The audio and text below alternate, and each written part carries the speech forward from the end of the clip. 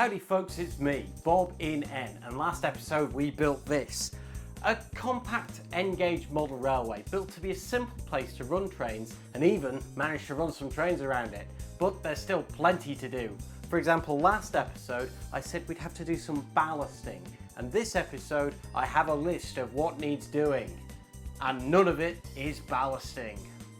First off, there's a little more track to lay. That's job number one. But then there's also an issue with my electric, but it's not the one that you expect. Finally, I want to tell you about future plans. I put a small ingle-nook shunting puzzle just around here in my original design, just so it wouldn't be a big loop that you're just watching trains go around. But I only managed to get the track for the loop. So it's back to the model shop once again to see if they have some curves. Curves are back, and luckily I did something very out of character for me. I planned ahead. I cut the cork pieces out beforehand so I wouldn't have to do them now. It isn't much planning and it was largely done by accident, but still, baby steps. So same as last time, lay the cork down, connect the track on top, pin it all in place, and the sidings are done. My God, things are easier when you do them correctly. With that all in place, it's time to look at the wires, and the connections between the wires are still holding up nicely. However, there is something else worrying me. These are the wires that connect to the controller, and as you can see, they're just bare copper in very thin strands. This is very fragile and can easily break off. Not generally an issue for permanently attached controllers, but when it's designed to store and constantly being connected and disconnected, I'm scared it'll wear down too quickly. To combat this, I went to B&Q, to their electrical aisle, where I was looking for some crimp-on connectors and a crimping tool. That will at least give me a solid connection I can rely on for a good while taking the wires on and off. And now all I need to figure out is how to use a crimping tool.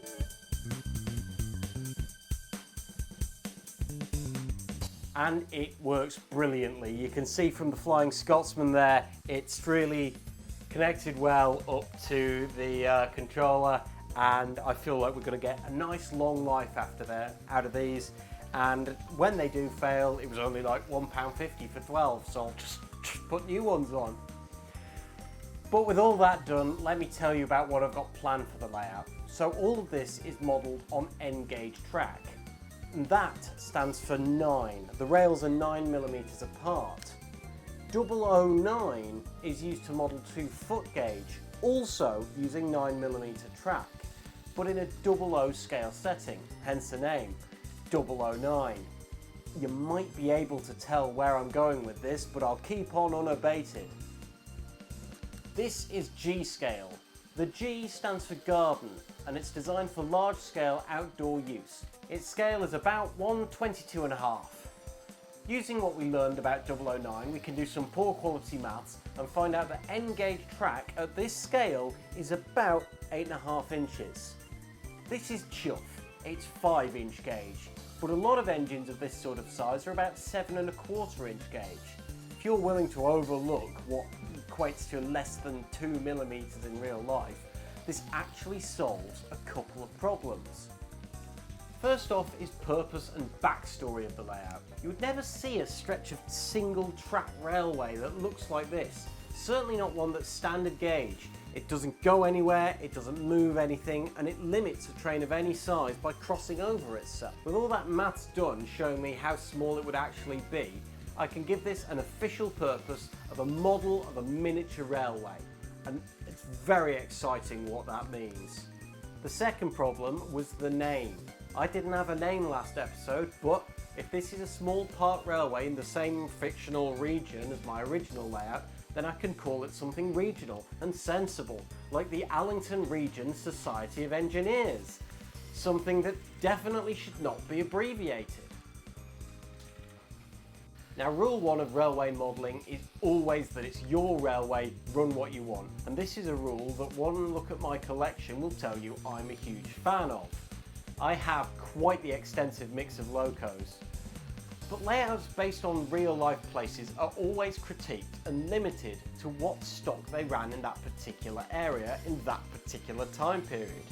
If If you're showing the layout at an exhibition, then folk will always forget the rule and pick you up on it. This can be mitigated by modelling a preserved layout. That way you can run a real mix of eras and areas on the same layout without still being reasonably consistent. But this isn't preserved, it's miniature, and that means so much more freedom. Let me show you what I mean.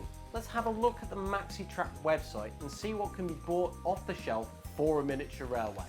This is what I can run before you consider the concept of fictional club members building locos from scratch. Got standard gauge diesel, standard gauge steam, narrow gauge diesel and steam, American engines, different gauges, some of the weird ones, all could conceivably run and probably have on the same small club railway. You want to run a Northern Rail Pacer next to a Southwest Sprinter? No problem. You want to run a Flying Scotsman with a Class 66? Absolutely. You want to run an LMS Garrett on a Class 14?